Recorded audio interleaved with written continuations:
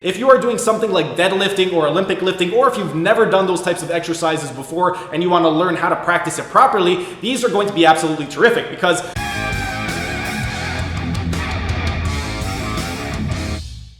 hey everyone, thanks for tuning in. Steven here with TV4Work, and today I've got another equipment review for you guys, and today I'm going to be reviewing the Xtreme Monkey Crumb rubber weight plates. This is a companion video to last week's video where I reviewed the urethane bumper plates. If you missed that video, I'm going to include a link right up over here, but these right over here are the Crumb rubber bumper plates, and in terms of the features, as stated, they're going to be made from Crumb rubber, and more specifically, recycled virgin rubber, so these are not going to have any odor whatsoever. The 10-pounder that I have right in front of me, it is roughly 1.1 inches thick, and it's going to be really good for absorbing bounce and shock, and also it's going to dissipate impact and noise. So if you are operating somewhere where you have very delicate flooring, or if you don't want to make a lot of noise, the Crumb rubber is going to be really beneficial for you guys. And in terms of the actual diameter, it is the same diameter as your standard weight plates. These are going to be 18 inches, so if you're doing things like deadlifting or Olympic lifting, you could lift and you don't have to worry about lifting from a deficit. You could lift at the same height as you would with these regular plates right over here. And now let's get into the uses. In terms of the uses, these are going to be really good for barbell technique training. So if you are practicing things like deadlifting or Olympic lifting,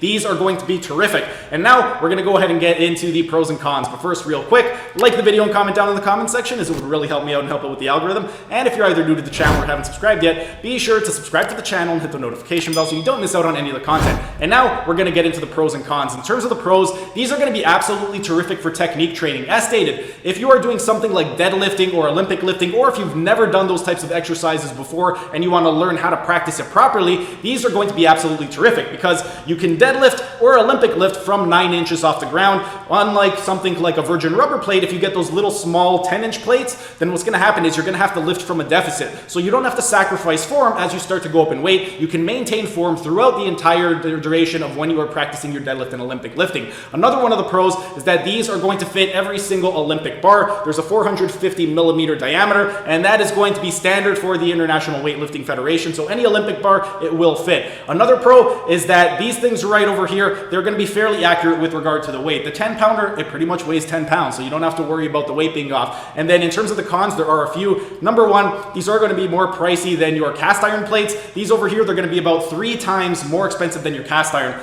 The 10-pounder that I have in front of me, this cost $28, and then plus HST in Canada where I live, it came out to $31.64, as opposed to cast iron that's about $1 a pound. So it's about 3 times more expensive than cast iron. Another one of the cons is that the 10 and the 15-pounders are not meant to be dropped from a high distance. This right over here, if you do drop it from a high distance, it is going to bend, as you can see, and it will also break. So you can drop the 25, 35, and 45, but the 10 and the 15, you absolutely do not want to drop those unless you plan on damaging your bumper plates and then having to buy a new set. But if you do plan on using these, you can still drop them as long as you have either a 25, 35, or 45 on the inside so that that absorbs most of the impact. Another one of the final cons, as stated with these ones right over here, these also do not fit my tib bar, and this isn't going to be a huge con. This is more just a little personal gripe that I have because I would really want these to fit my tib bar, but unfortunately they didn't, so I had to buy a whole new set of virgin rubber virgin rubber plates to fit that. So that was a little bit of an annoyance on my part, but overall, not a huge deal.